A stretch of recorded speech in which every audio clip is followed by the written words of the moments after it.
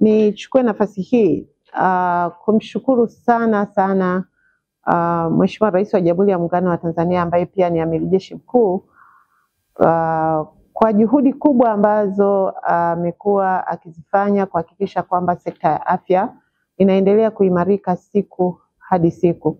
Serikali ya awamu ya 6 imeweza kuwekeza kwa kiasi kikubwa sana kwenye sekta ya afya, na uwekezaji huo unaendana na dhamira yake Mheshimiwa Rais ya kuhakikisha wananchi wote wa Tanzania wanapata huduma bora na yenye viwango vya hali ya juu.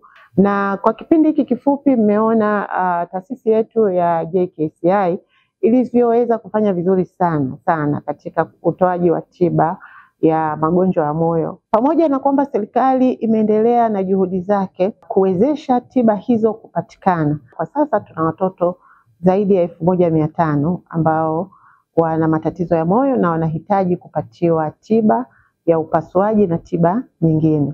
Na serikali imeendelea kulipia upasuaji huo kwa watoto ambao hawana uwezo. Kwa zaidi ya 70% tunalipa serikali na asilimia zinazobaki zinalipiwa na wazazi na jamii kwa ujumla wake.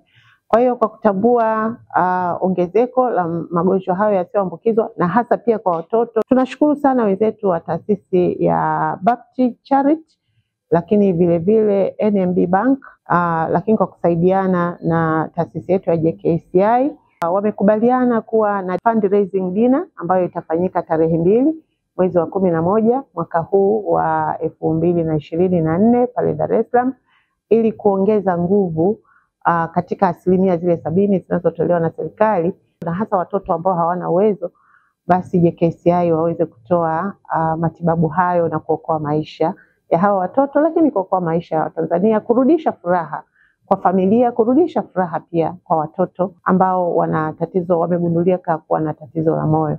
Kwa hiyo naomba niendelee kutoa wito kwa wananchi wa Tanzania. Jukumu la ujenzi na uimarishaji wa sekta ya afya ni la kwetu sisi, lakini huko mbele kwa kweli kuna kila sababu ya kuunganisha nguvu kwa pamoja. Kila mmoja ana uwezo wa kufanya kitu chochote na tukaweza kuboresha na kuokoa maisha ya watoto na kurudisha furaha kwenye jamii zetu.